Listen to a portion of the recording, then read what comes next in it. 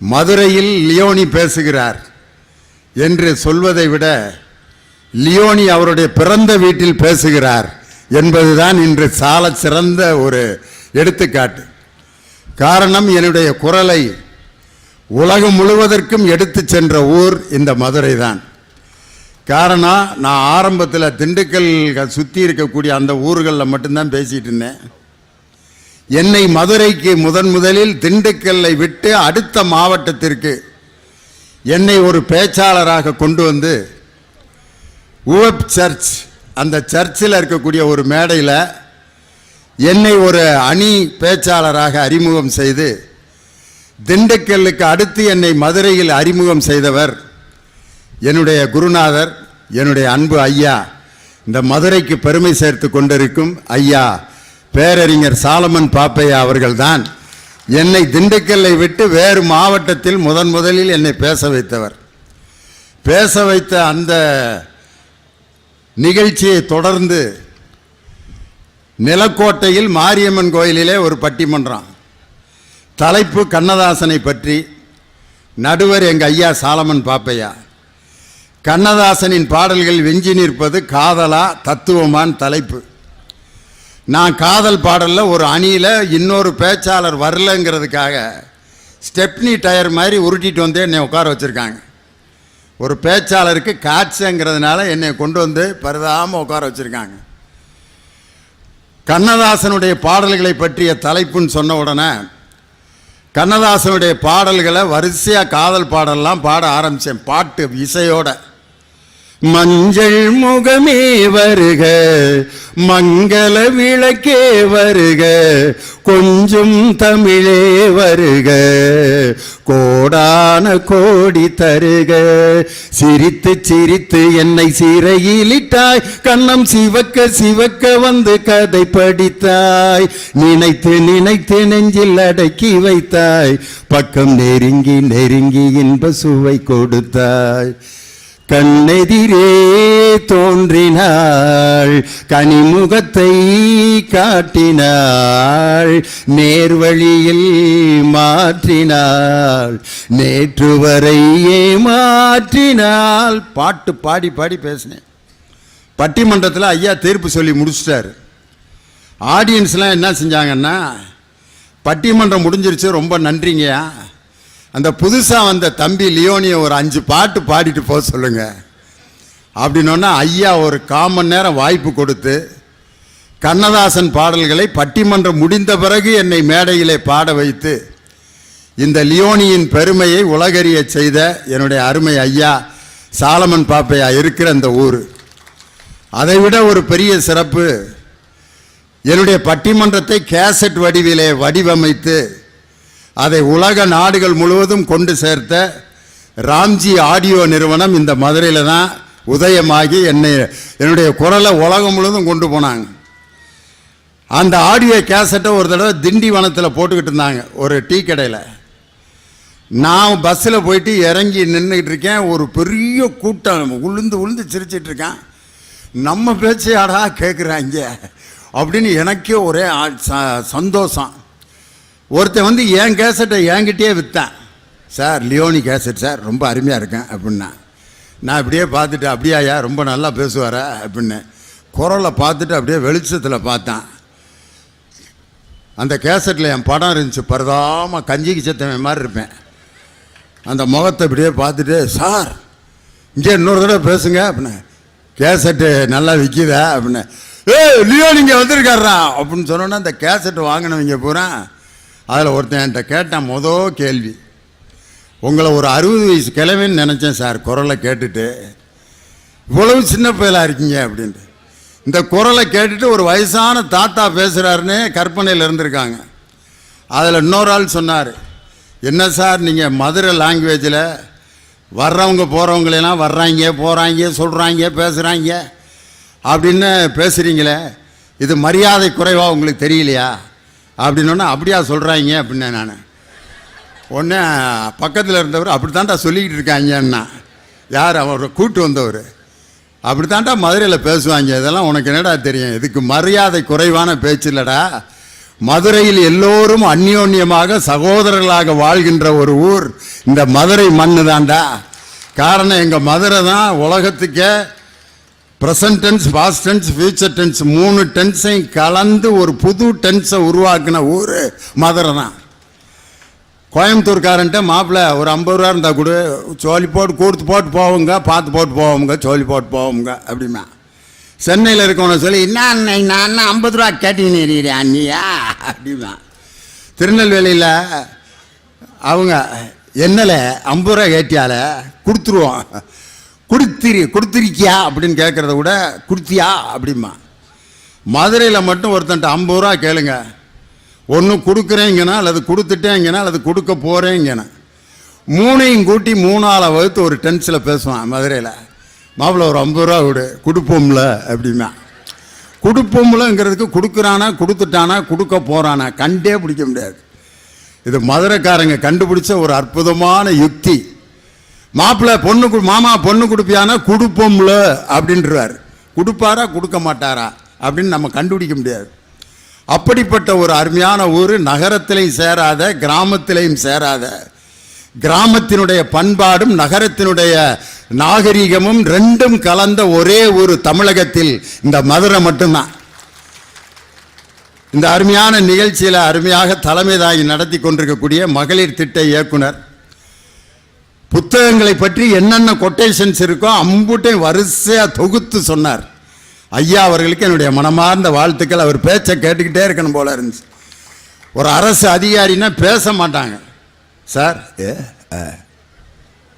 சொல்லுப்பா, லியோனிக்கு பட்டிமன்றத்துக்கு முன்னாடி நீங்கள் வாழ்த்தி பேசணும் அப்படியா, ஒரு 2 மினிட்ஸ் பேசினா போதுமா அப்படின்னு பந்தா பண்ணுற அதிகாரிகளுக்கு மத்தியில் ரொம்ப அற்புதமாக ஒரு நூல் என்றால் என்ன என்பதை தொகுத்து ஒரு அதிகாரி இன்னைக்கு பேசினதை கேட்டேன், ஐயா காளிதாஸ் அவர்கள். அதே மாதிரி லியோ பப்ளிகேஷன்ஸ் நம்ம பப்பாசியினுடைய பொருளாளர் குமரன் அவர்கள், அதே மாதிரி சரவணகுமார் எழுத்தாளர், இந்த 2 பேர் அருமையாக நிகழ்ச்சியை தொகுத்து வழங்கினாங்கல்ல. எங்கே அவங்க 2 பேரும் என்ன குரல்யா, ஆஹா கேட்குறதுக்கே ஆசையாக இருந்துச்சு. அப்துல் ஹமீது குரல் மாதிரி இருக்கு அவருடைய குரலை கேட்டால். வீட்டுக்கு வீடு வானொலி பெட்டி அருகில் ஆவலுடன் காத்து கொண்டிருக்கும் எனது அன்பு ரசிக பெருமக்களுக்கு உங்கள் அன்பு அறிவிப்பாளர் KS ராஜா அப்படின்னு இலங்கை வானொலியில் ஒருத்தர் அறிவிப்பார். அந்த குரலை கேட்டேன். அவங்க 2 பேரும் ரொம்ப அழகாக அறிவித்தாங்க. மதுரைக்குன்னே ஒரு சிறப்பு பண்பை இங்கே வெளியிட்டாங்க.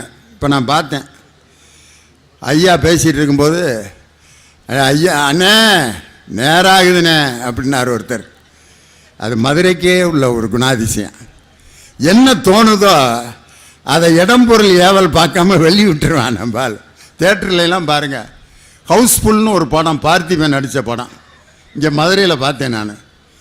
பார்த்திபன் அதில் அந்த காட்சியில் ஒரு காட்சியில் வந்து கேட்பார், டேய் தேட்டரில் மொத்தம் எத்தனை பேர் இருக்காங்க? மொத்தம் 4 பேர் தான் உட்காந்துருக்கான். நாங்கள் அதில் கூட்டத்தில் ஒருத்தன் உட்காந்து, ஒருத்தர் இல்லையா நீ நடிச்சுக்கிட்டே இருக்க அப்படின்னு இங்கேருந்து பார்த்திபனுக்கு பதில் சொல்கிறேன். நம்பாது அந்த மாதிரி ஒரு படம் சென்னையில் 100 நாள் கூட ஓடலாம், மதுரையில் அந்த படம் 50 நாள் ஓடினா தான் அது உண்மையான வெற்றி படம். ஏன்னா ஒரு படத்தினுடைய வெற்றி தோல்வியை தீர்மானிப்பவர்கள் மதுரையோட ரசிகர்கள் தான். ஏன்னா இந்த மதுரைக்குன்னு ஒரு அற்புதமான சிறப்பு இருக்குது. இந்த மதுரை மண்ணில் நாங்கள் எங்களுடைய பட்டிமன்றத்தை தொடங்கிய காலத்தில் என்னோடு பேசிய அந்த பேச்சாளர்கள், அந்த 4 பேரை இன்றைக்கி நான் ரொம்ப நன்றியோடு நினச்சி பார்க்குறேன். கவிஞர் வெண்மணி, அவர் இன்றைக்கி உயிரோடு இல்லை, அமரர் வெண்மணி ஆகிட்டார்.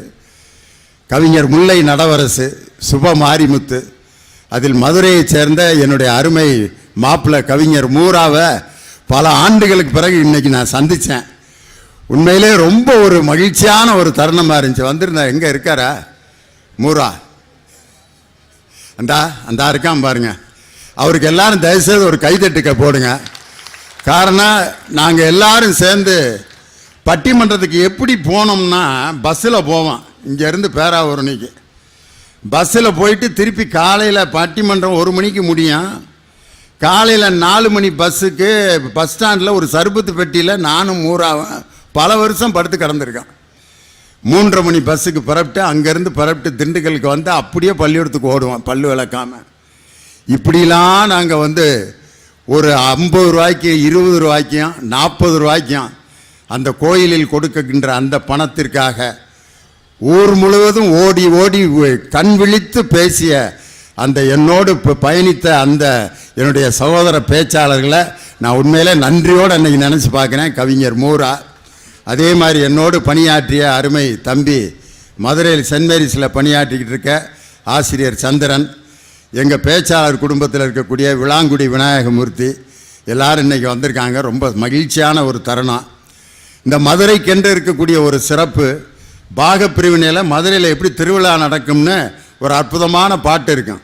தேரோடும் எங்க சீரான மதுரையிலே ஊரார்கள் கொண்டாடும் ஒயிலாட்டம், தங்க சிலம்புகள் தைய தந்தமென தங்க வளையல்கள் ஐயோ வெந்தமென கொண்டை வளையல்கள் சண்டு குலுங்கிட வண்டு விழி என கெண்டைகள் துள்ளிட, தேரோடும் எங்க சீரான மதுரையிலே ஊரார்கள் கொண்டாடும் ஒயிலாட்டம். திருவிழான்னா அது மதுரைக்கு தான் அந்த திருவிழாவே சொந்தம். அதே மாதிரி இந்த மதுரைக்கு புகழ் சேர்த்த நகைச்சுவையினுடைய மையம் இந்த மதுரை தான். காரணம், தமிழ் திரையுலகில் 2 மிகப்பெரிய நகைச்சுவை நடிகர்கள் இந்த தமிழ் திரையுலகத்தை ஆட்சி செய்த என் அருமை சகோதரன் மறைந்த அமரர் விவேக் அவர்களும், இன்று வாழ்ந்து கொண்டிருக்கக்கூடிய வைகை புயல் வடிவேல் அவர்களும் இன்னைக்கு இந்த மதுரை மண்ணுக்கு சொந்தக்காரர்கள். நகைச்சுவை நிறைந்த ஒரு மண், கலை வாழக்கூடிய ஒரு நகரம் இந்த மதுரை. டி.எம். சௌந்தரராஜன் என்ற ஒரு அற்புதமான கலைஞனை பெற்றுக் கொடுத்த ஊர் இந்த மதுரை. உண்மையிலே தமிழ் திரையுலகம் இந்த மதுரைக்கு மிகப்பெரிய நன்றி கடன் பட்டிருக்கு. டி.எம். சௌந்தரராஜன் நான் ஏன் இந்த நேரத்தில் சொல்கிறேன்னா, அவர் முருகன் பாட்டு பாடும்போது என்ன உருக்கத்தோடு பாடுறாரோ அதே உருக்கம் கிறிஸ்துவை பற்றி கிறிஸ்துவ பாடல் பாடும்போதும் இருக்கும், இஸ்லாமியல் பாட்டு பாடும்போதும் அதே உருக்கத்தோடு பாடுவார். முருகன் பாட்டு பாடும்போது கேட்டீங்கன்னா மலைக்கே கூட்டி போயிடுவார் நம்மளை.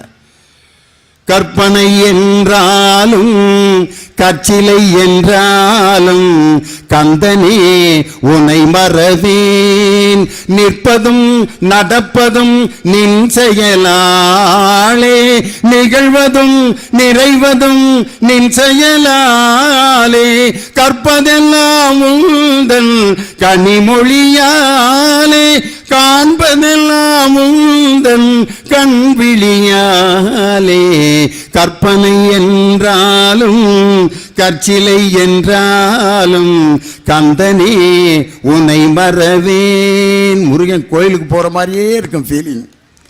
கிறிஸ்தவ பாட்டு பாடுறப்ப பாருங்க, ஜீசஸ்கிட்டே கூட்டி போயிடுவார் நம்மளை. தேவனே என்னை பாருங்கள், என் பாவங்கள் தம்மை வாங்கிக் கொள்ளுங்கள். Oh my Lord, please pardon me. உமது மந்தையில் இருந்து 2 ஆடுகள் வேறு வேறு பாதைக்கு சென்று விட்டன. 2ம் சந்தித்த போது பேச முடியவில்லையே. கிறிஸ்துவ பாதிரியார் கூட உழவு அருமையா அந்த வசனங்களை சொல்ல முடியாது. என்ன அற்புதமான உருக்கம். இஸ்லாமிய பாட்டு பாடுறப்ப டே அப்பா, எல்லோரும் கொண்டாடுவோம், எல்லோரும் கொண்டாடுவோம், அல்லாவின் பெயரை சொல்லி நல்லோர்கள் வாழ்வை எண்ணி, அல்லாவின் பெயரை சொல்லி நல்லோர்கள் வாழ்வை எண்ணி, எல்லோரும் கொண்டாடுவோம், எல்லோரும் கொண்டாடுவோம். ஏதாவது வித்தியாசம் தெரிஞ்சா? 3 மத பாடல்களையும் டிஎம்எஸ் என்ற அந்த ஒரு குரல் தான் பாடியது. எந்த சாமியும் அவருடைய குரலை அழித்ததாக வரலாறு இல்லை. மத ஒற்றுமையின் அடையாளமான ஒரு மாபெரும் கலைஞனை பெற்றுக் கொடுத்த மதுரை. எல்லாரும் யோசிப்பீங்க, என்ன தலைப்புக்கே வராமல் மதுரையை பற்றியே பேசிட்டு இருக்கே ஐயா. அன்பா அறிவான்னு ஒரு தலைப்பு கொடுத்துருக்காங்க, மதுரையை பற்றியே பேசிக்கிட்டு நீ இதையே ஓட்டிடுவியா அப்படின்னு கேட்கலாம். நீங்கள் அருமையான தலைப்பு. நிம்மதியும் மகிழ்ச்சியும் தருவது அன்பா அறிவா? ரொம்ப குழப்பமான தலைப்பு தான். ஒரு மனுஷன் அன்பாக இருந்தால் மட்டும் போதுமா அப்படின்னா, ரொம்ப அன்பானவருங்க ஆனால் பைத்தியம் பிடிச்சி அலையிறாருங்க அப்படின்னா பரவாயில்ல இருக்கட்டேன், அன்பாக இருந்தால் போதும், பைத்தியக்காரர் தானே அப்படின்னு விட்டுருவோமா? இன்னொருத்தர் மிகப்பெரிய அறிவாளிங்க, ஆனால் 5 பைசா யாருக்கும் கொடுக்க மாட்டாருங்க, யார்கிட்டையும் பேச மாட்டாருங்க. அவர் உண்டு, அவர் வேலை உண்டுன்னு அவருக்கு உண்டு, அது மட்டும் சாப்பிட்டு பேசாமல் உட்காந்துருப்பாருங்க. மிகப்பெரிய அறிவாளிங்க. அப்படின்னா அவர் இருந்து முக்காத்துட்டுக்கு பிரயோஜனம் இல்லை. அன்பு அறிவு இது ரெண்டுக்கும் மிகப்பெரிய போராட்டம் இன்னைக்கு நடந்துக்கிட்டே தான் இருக்கு. ஒருத்தனை அன்பு இல்லாதவன் திட்டினா கூட அவன் கண்டுக்கிற மாட்டான். உனக்கு கொஞ்சமாவது மனசில் அன்பு இருக்காயா, ஏன் இப்படி அன்பு இல்லாதவனா தெரியுற அப்படின்னா, பரவாயில்ல பெண்ணா அன்பாக இருந்தால் தான் இழிச்சா பெண் சொல்கிறான்ல போட அப்படிமா. ஆனால் அறிவு இருக்கான்னு மட்டும் ஒருத்தனை கேட்டுருங்க, அறிவே இல்லாதவனுக்கு கூட கோபம் வரும் பயங்கரமாக. அறிவு இருக்கா என்னதா யாரை பார்த்து என்னடா கேட்ட அப்படிமா. அன்பு இல்லாதவன் சொன்னால் கோபம் வர மாட்டேங்குது, அறிவில்லாதவன் சொன்னால் எவ்வளோ கோபம் வருது. அப்போ அறிவு என்ற ஒரு விஷயத்தை டச் பண்ணும்போது ஒரு மனிதனுடைய சுயமரியாதை பாதிக்கப்படுகிறது என்று சொன்னால், அறிவு என்பது ஒரு மனிதனுக்கு எவ்வளவு முக்கியம் என்பதை இந்த உலகத்திற்கு முதலில் உணர்த்தியவர் கிரேக்க பேரறிஞர் சாக்ரட்டிஸ் என்ற தத்துவ மேதை. உன்னை நீ அறிந்து பார், அப்பொழுதுதான் வாழ்க்கையில் நீ ஜெயித்து காட்டுவாய். அதன் பிறகு தன்மானம் பகுத்தறிவு என்ற அறிவை இந்த சமுதாயத்திற்கு போதித்து இன்னைக்கு லியோன் இந்த புத்தக திருவிழாவில் கம்பீரமாக நடுவில் நின்று பேசுகிறேன் என்று சொன்னால், எங்களுக்கு தன்மானத்தையும் பகுத்தறிவையும் ஊட்டி கொடுத்த அந்த பகுத்தறிவு பகலவன் வெந்தாடி வேந்தன் தந்தை பெரியார் என்ற தாத்தா மட்டும் இல்லைன்னா, லியோனி இங்க பேசுற இந்த பேச்சாளர்கள்லாம் இந்த இடத்துல உட்கார்றதுக்கு அருகதெல்லாம் போயிருப்பான். அவா மட்டும்தான் உட்காந்து பேசிட்டு இருந்திருப்பான். இதுக்கு மேல நான் விளக்கம் சொல்ல விரும்பல. வெறும் கதா கலாட்சேபம் பிரசங்கம் அது மட்டும்தான் நடந்துகிட்டே இருந்திருக்கும். இது மாதிரி ஒரு பட்டிமன்றம்லாம் நடந்திருக்காது. இப்போ திரும்ப அது மாதிரியே வருது பாருங்க குரல். அதெல்லாம் சொல்லக்கூடாது, சொன்னால் கோச்சுக்கூடா. இருந்தாலும் வாயில் வந்துடுத்தோம், என்ன பண்ணுறத. இருந்தாலும் நம்மையெல்லாம் இன்று மேடையிலே ஏற்றி அழகு பார்த்த அந்த பெரியார் என்ற தாத்தா. அதனால் அறிவு அன்பு, நிம்மதி மகிழ்ச்சி. நிம்மதிக்கு மகிழ்ச்சிக்கு என்ன வித்தியாசம்? மகிழ்ச்சிங்கிறது தற்காலிகமானது. ஒரு பள்ளிக்கூடத்தில் இடம் கிடச்சா மகிழ்ச்சி, பையனை 6ஆவதுல சேர்த்தாங்க ரொம்ப மகிழ்ச்சி, அது மகிழ்ச்சி தான். எப்போ நிம்மதி வரும்? அவன் 12th நல்ல மார்க் வாங்கி பாஸ் ஆனா அப்பா நிம்மதி. அதோட நிம்மதி முடிஞ்சிருச்சா, அடுத்து இன்னொரு மகிழ்ச்சி தொடங்க. எங்கே? இன்ஜினியரிங்கா மெடிக்கலா? இடம் கிடச்சிருச்சா?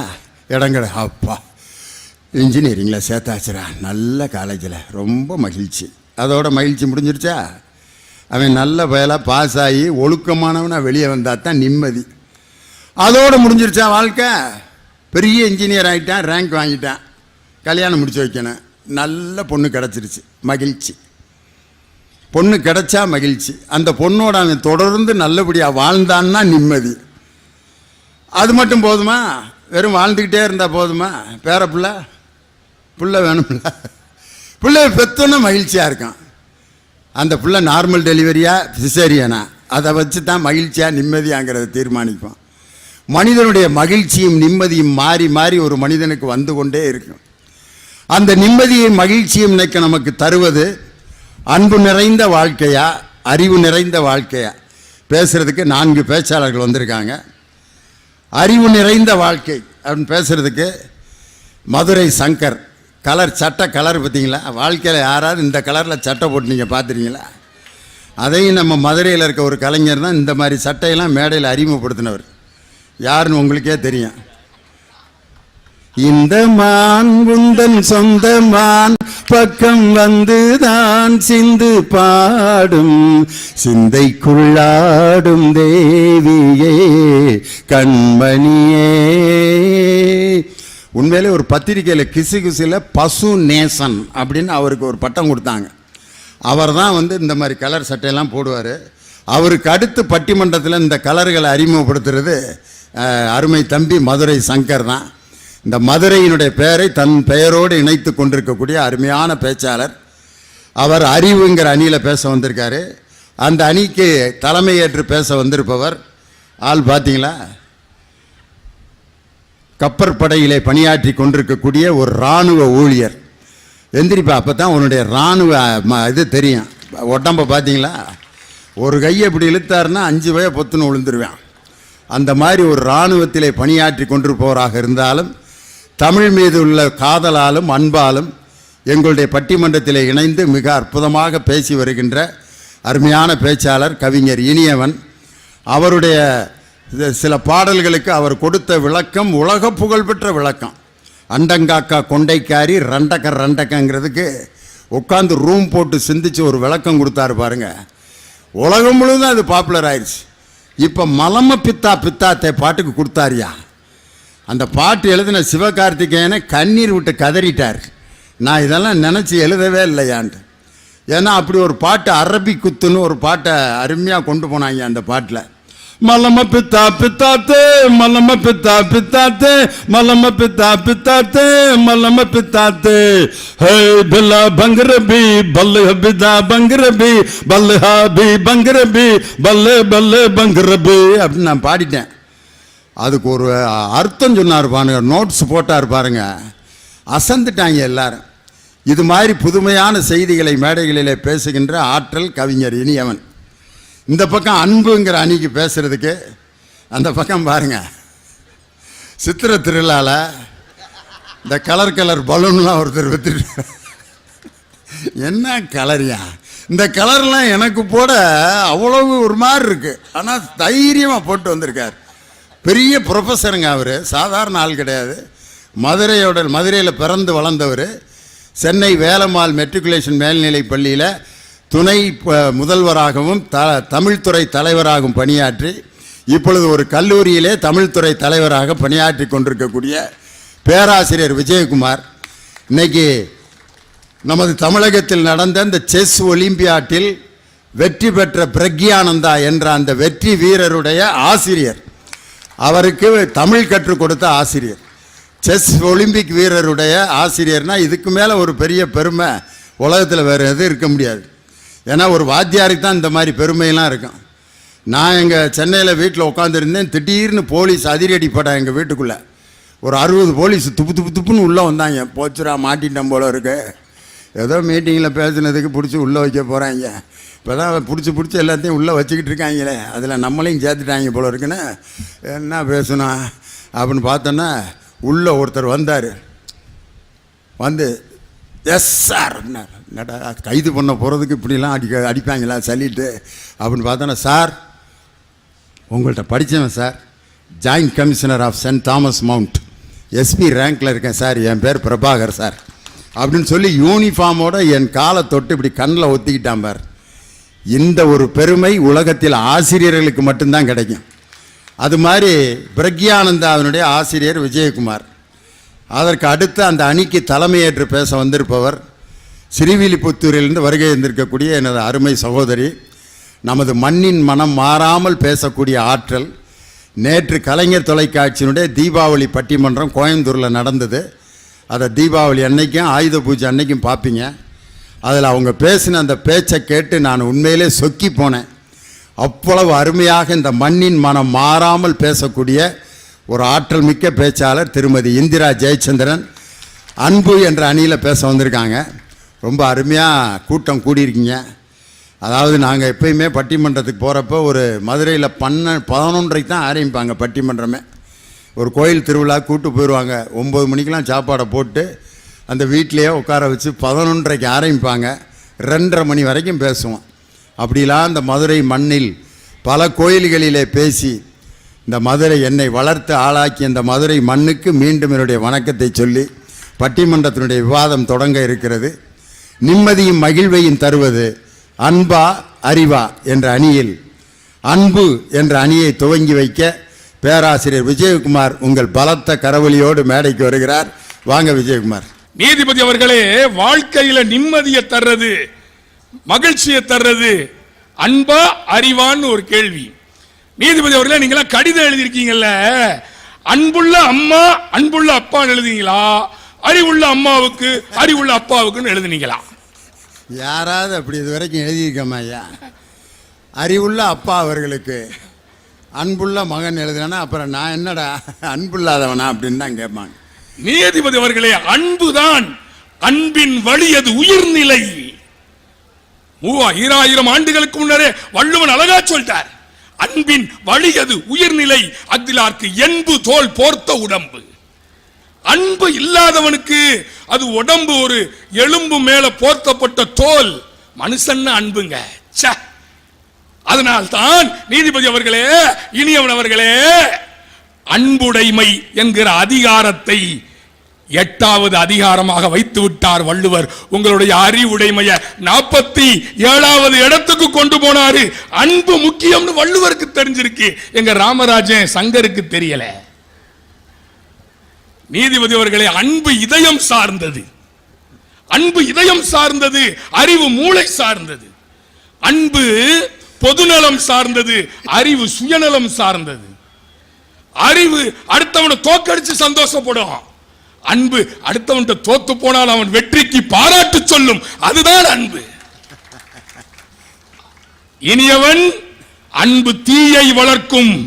அன்பு அன்பு அன்பு அன்புன்னு பேசுறோமே, உங்க அறிவு தீய வளர்க்கும், அன்பு தீபத்தை வளர்க்கும். அதுதான் அன்பு.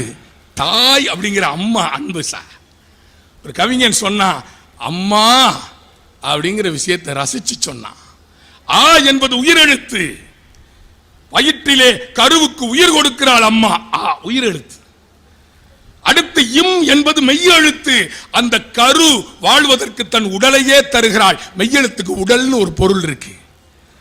10 மாதம் சுமந்து உயிர் மெய்யாய் இந்த உலகத்திலே குழந்தையை பெற்றெடுத்து வளர விடுகிறாள். எனவே ஆ இம் மா, அம்மா என்றால் அன்பு இல்லையா? அன்பு என்பதை பற்றி சுருக்கமா ஒரு கவிதை சொல்லுங்கன்னு ஒருத்தன் சொன்னான். உடனே சொன்னான், அம்மா அதுதாங்க கவிதை, அன்புனா அம்மா. அதே அம்மா கேட்டிருந்தால் நீ என்று இன்னும் சுருக்கமாக சொல்லி இருப்பேன் என்று சொன்னான். என்ன சார் உங்க அறிவு? நியூட்டன் ஃபர்ஸ்ட் லா படிக்கிறான், நியூட்டன் செகண்ட் லா படிக்கிறான், நியூட்டனின் 3ஆம் விதி படிக்கிறான். Every action there is a opposite and equivalent reaction. ஃபுட்போர்ட்ல பஸ்ல இறங்க தெரியாம விழுந்து செத்து போயிட்டானே சார். என்ன உங்க படிப்பு? டேய் எங்கடா போயிட்டு வர்ற மகனே? அம்மா அம்மா அம்மா நீ ஃப்ரிட்ஜுக்குள்ள வச்சிருந்தேல அந்த செடியை நம்ம வீட்டு தோட்டத்தில் நட்டுட்டு வர்றேன்டா அம்மா அம்மான்னு சொன்னா. அம்மா சொன்னா, அட பாவி, அது நான் ரசத்துக்கு வச்சிருந்த கொத்தமல்லி இலைடா. இன்னைக்கு நிலைமை அப்படித்தானே சார் இருக்கு. நீதிபதி அவர்களே, அப்துல் கலாம் ஐயாட்ட போய் கேட்டாங்க, அறிவை விரிவு செய்யு, நீங்க பொக்ரான்ல அணுகுண்டு வெடிச்சீங்களே, உங்க வாழ்க்கையில மறக்க முடியாத நிகழ்ச்சி எது? உங்க அறிவை பயன்படுத்தி பொக்ரான்ல அணுகுண்டு வெடிச்சீங்களே ஐயா, அதுவா? இல்லைன்ட்டார். அக்கினி ஏவுகணை விட்டீங்களே அறிவை பயன்படுத்தி, அதுவா? இல்லைன்ட்டார். அப்ப நீங்களே சொல்லுங்க எது? பொக்ரானும் இல்லை, அக்கினியும் இல்லை. இளம்பிள்ளை வாத நோயால் பாதிக்கப்பட்ட அந்த குழந்தைகளுக்கு எடையை தூக்க முடியாமல் 3 கிலோ 4 கிலோ தூக்கிட்டு வர்றாங்களே, அவங்களுக்கு ஒரு 300 கிராம் 400 கிராம்ல ராக்கெட்ல பயன்படுத்தக்கூடிய கேலிபரை தயாரிச்சு இளம்பிள்ளை வாதத்துக்கு கருவி செஞ்சு கொடுத்தேன். சிட்டா சிறகடிச்சு பறந்து வந்தார்கள் அந்த குழந்தைகள். அந்த குழந்தைகளுடைய ஆனந்தம் தான் என் வாழ்க்கையிலே நான் மறக்க முடியாத நிகழ்ச்சி என்று சொன்னால், இந்த சமூகத்தின் மீது இருக்கிற அன்பு இல்லையா? அறிவாளிகளான குழப்பம். ஐன்ஸ்டீன் 2 ஓட்டை போட்டு வச்சிருந்தாரு. அறிவாளினாலே குழப்பமா இருக்கான். 2 பூனை வளர்த்தாரு, 2 ஓட்டை போட்டு வச்சாரு. உதவியாளர் கேட்டான், சார் ஏன் சார் 2 ஓட்டை போட்டு வச்சிருக்கீங்க? 2 பூனை வளர்க்கறேன்ல, இது பெரிய ஓட்டை, பெரிய பூனை போகும். இது சின்ன ஓட்டை, இதுல சின்ன பூனை போகும்னாரு. ஏப்பா ஒரே ஓட்டையில 2 பூனையும் போகாதா? அறிவு புத்திய பேதலிச்சு வைக்கும். நீதிபதி அவர்களே, தாமஸ் ஆல்வா எடிசன் எவ்வளவோ கண்டுபிடிப்புகளை கண்டுபிடிச்சாரு. 100 முறை நான் ஜெயித்தது பிரச்சனை இல்லை, 1000 முறை தோற்றது நான் வெற்றினாரு. திடீர்னு பல்பு எரிஞ்சிச்சு. இந்த பாருங்க, ஆலாச்சின்னு எரியிற மாதிரி சிக்கன் எரிஞ்சிச்சு. இந்த திடீர்னு புதுசா கல்யாணமானவனும் புதுசா ஆராய்ச்சி பண்ணவனும் விட மாட்டான். நையன் நையன் நையன் உசுர வாங்குவான். நைட்டு பொண்டாட்டி தூங்கிட்டு இருந்திருக்கு. தாமஸ் ஆல்வா எடிசனுடைய எடிசன் எந்திரிச்சு பொண்டாட்டி எழுப்புறாரு. அடியே எந்திரிடி எந்திரிடி, லைட் எரிஞ்சிச்சு, லைட் எரிஞ்சிச்சு, பல்பு எரிஞ்சிச்சு. ஏய் அமத்திட்டு படியா. தூக்கத்தை கெடுக்கலாமா? இந்த குழப்பம் இருக்கும். நீதிபதி அவர்களே, அன்பு என்பது, நீதிபதி அவர்களே, அப்துல் கலாம் ஐயாவினுடைய அறிவை நான் மதிக்கிறேன். சொர்க்கத்தின் கதவுகளாக நீ எனக்கு வாய்த்தாய் அம்மா என்று அம்மாவின் அன்பைத்தான் அவர் அங்கீகரிக்கிறார். அக்னி சிறகுகளில் அப்துல் கலாம் என்கிற அறிவு ஜீவி தன் சகோதரி கையிலே கொடுத்த வளையலை கலற்றி படிப்புக்கு கொடுக்கவில்லை என்றால் MIT-யிலே அப்துல் கலாம் படித்திருக்க முடியாது. அன்புதானே அந்த அறிவுக்கு அஸ்திவாரம். சிந்திச்சு பார்க்கணுங்க. வாத்தியாரை புடிச்சாதான் அறிவு வளரும். பள்ளிக்கூடம் போனா ஒத்துக்கிடுறேன், அறிவு வளரும் சார் பள்ளிக்கூடத்துக்கு போனா. ஆனா பள்ளிக்கூடத்தில் பாடம் எடுக்கிற ஆசிரியர் பிடிச்சாதான் அந்த பாடம் பிடிக்கும். ஆசிரியர் அன்பாக இருந்தால்தான் அந்த பாடம் பிடிக்கும். அப்போ மிஸ்டர் இனியவன், உங்க அறிவு வளர்றதுக்கு கூட அந்த ஆசிரியரோட அன்பு தேவை. பேச 2 பேர் வந்திருக்கீங்க, கேட்கிறவங்க கேட்டுட்டு இருந்தா KR விஜயா தலையில KTV தெரியும். என்னையா விசு மாதிரி பேசிட்டு இருக்க, எல்லாத்தையும் மிஸ்டர் விஸ்வநாதன் அப்படி. நீதிபதி அவர்களே, நல்லா சிந்திச்சு பாருங்க. அம்மா கொட்டாம்பட்டியில இருக்கா, இல்ல எங்க ஐயாவோட திண்டுக்கல்ல இருக்கான்னு வச்சுக்கோங்க. எங்க நடுவர் ஐயாவோட திண்டுக்கல்ல அம்மா இருக்கா, பையன் குஜராத்ல இருக்கான். அங்க இருந்து போன் பண்றான், அம்மா அம்மா. டேய், அம்மா என்கிற ஒரே குரலிலே அங்கே இருந்து அம்மா கேட்கிறாள், என்னடா உன் வாய்ஸ் ஒரு மாதிரி இருக்க, உடம்புக்கு முடியலையாடா? வாய்ஸ் ஒத்த வாய்ஸ்ல பையனுக்கு உடம்பு முடியலையேன்னு கண்டுபிடிக்கிறாளே. அந்த அன்புக்கு முன்னால் இந்த உலகத்து மருத்துவர்கள் எல்லாம் தோற்று போகிறார்கள். நண்பர்களே, அம்மாவினுடைய அன்பின் அறிவு சிந்தித்து பார்க்க வேண்டும். இந்த மண்ணம் மனைவி சொல்றான்னு வச்சுக்கோங்க, வெளியில நின்றுட்டு பார்த்துட்டு என்னங்க அப்படின்னு மனைவி சொல்றான்னு வச்சுக்கோங்க, யாரோ புது ஆள் வந்திருக்கான்னு அர்த்தம்.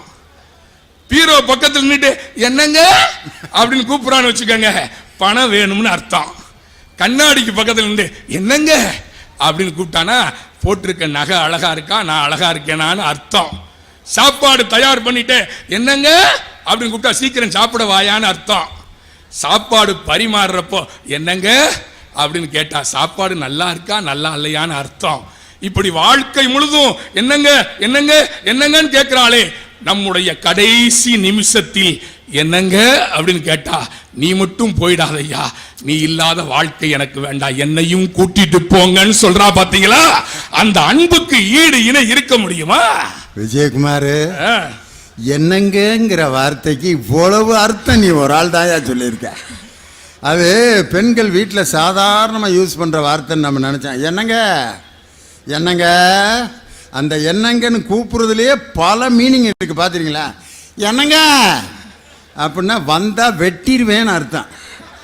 என்னங்க என்னங்க அப்படின்னா இங்கே வாங்க ஒரு நல்ல விஷயம் சொல்கிறேன்னு அர்த்தம். என்னங்க அப்படின்னா இப்போ வீட்டை விட்டு ஓடுறியா இல்லையா அப்படின்னு அர்த்தம். அது மாதிரி அந்த என்னங்கிற சவுண்ட்லேயே அவர்கள் என்ன நினைக்கிறார்கள்னு தெரியும். விஜயகுமார் அவர் வீட்டு கதையை சொன்னார், நான் என் வீட்டு கதையை சொன்னேன். இப்போ இனியவனும் சங்கரும் எப்படி என்னங்க அங்கே ஓடிக்கிட்டு இருக்குன்னு. என்னங்க சொல்லுங்க, இந்த வந்திருக்காங்கங்க இருக்குங்க. நீதிபதி அவர்களே, இவ்வளவு ரசிச்சு சிரிக்கிறீங்களே, அறிவுக்கு பல பேர் கிடையாதுங்க, அன்புக்கு பல பேருங்க. தான் குடும்பத்தில் இருக்கிற பிள்ளைகிட்ட பொண்டாட்டிட்ட காட்டு அன்பு காட்டுனா அதுக்கு பேர் பாசம். தலைவன் தலைவி கிட்ட அன்பு காட்டுனா அதுக்கு பேர் காதல். எதிரி துரோகிட்ட அன்பு காட்டுனா அதுக்கு பேரு மன்னிப்பு. யாருமே தெரியாம ஒருத்தனுக்கு அன்பு காட்டுறோம்னு வச்சுக்கோங்க, அதுக்கு பேர் மனித நேயம். இது மாதிரி உங்க அறிவுல ஏதாவது இருக்கா? பட்டுக்கோட்டை மாட்டு வண்டி போகாத ஊருக்கெல்லாம் தன் பாட்டு வண்டியை அனுப்பினானே, பாட்டுக்கோட்டை என்கிற பட்டுக்கோட்டை அழகா சொன்னான். எழுதி படிச்சு அறியாதவன் தான் உழுது உழைச்சு சோறு போடுறான். எல்லாம் படிச்சவன் ஏதேதோ பேசி நல்லா நாட்டை கூறு போடுறான். இவன் சோறு போடுறான், அவன் கூறு போடுறான். அழகா சொன்னான். சார், எனக்குலாம் 60 மார்க் 70 மார்க் வாங்குறவனை தான் பிடிக்கும். 100க்கு 100 90 95 வாங்குறவனா எனக்கு பிடிக்காது. ஏன் தெரியுமா? 60 மார்க் 70 மார்க் வாங்குறவன் இந்த தேசத்தின் மீது அன்பு கொண்டு இந்த நாட்டுக்காக படிக்கிறான். 100க்கு 100 வாங்குறவன் அமெரிக்காவுக்காகவும் ரஷ்யாவுக்காகவும் ஜெர்மனிக்காகவும் மூளை அடகு வைக்க பயன்படுத்துறான். அது சுயநலம் சார். தன் பெண்டு தன் பிள்ளை சோறு வீடு சம்பாத்தியம் என்று வட்டத்துக்குள்ள சுத்தி விடும் அன்பு அறிவு. ஆனா பொதுநலம், எங்கும் பாரடா இப்புவி மக்களை, பாரடா உன்னுடன் பிறந்த பட்டாளம், மக்கள் பெருங்கடல் பார்த்து மகிழ்ச்சி கொள், அணைந்து கொள், உன்னை சங்கமமாக்கு, மானுட சமுத்திரம் நான் என்று கூவு என்று சொல்லுவது அன்பு. அன்பிற்கும் உண்டோ அடைக்கும் தாள் என்று வள்ளுவரே சொல்லிவிட்டார். ஆகவே நீதிபதி அவர்களே, அன்புதான் இன்ப ஊற்று, அன்புதான் உயிர்நிலை, அன்புதான் எல்லாவற்றிற்கும் அடிப்படை. அம்மா அன்பாலேயே அறிவை கொடுத்துருவா.